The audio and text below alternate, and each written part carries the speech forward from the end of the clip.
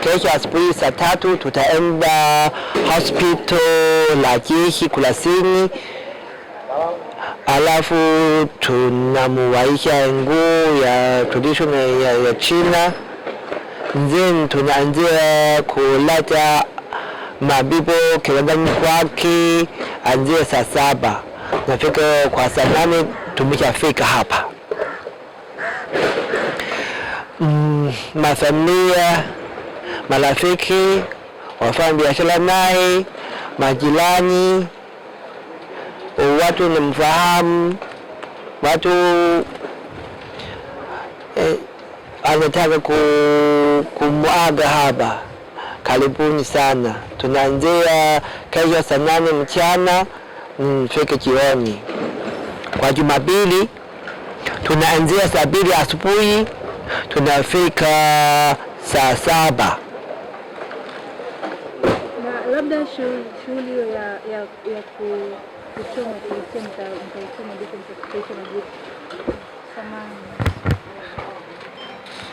Sorry.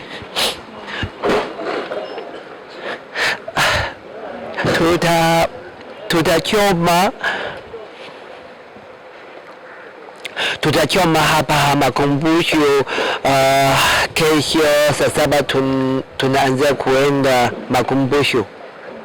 Ambayo itakuwa ni Jumapili sasa. Jumapili ya. Basi nashukuru sana. Labda baada ya kupokea ndugu mke pamoja na mtoto wake, mlivyoenda labda ubalozini, ni kauli gani ambayo labda ubalozi umewaambia kufuatia kifo cha kaka yako?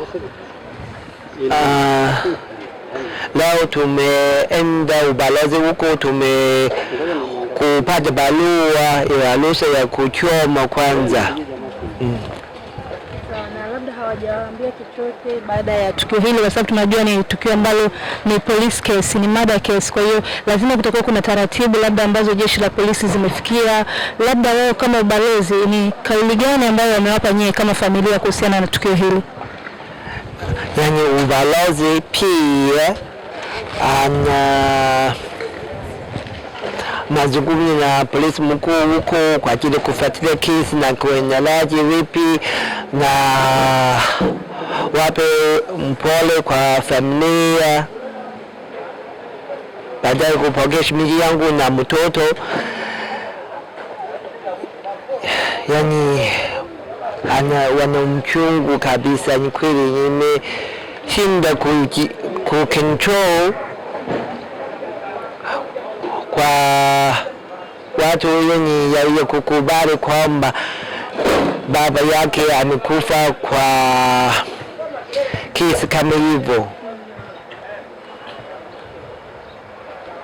Labda sasa kauli yako ya mwisho kwa watu wale ambao wameguswa na msiba huu, ndugu, jamaa, marafiki, labda watu ambao watatamani sasa kuja kushiriki katika shughuli hii, neno lako la mwisho kwao ni lipi?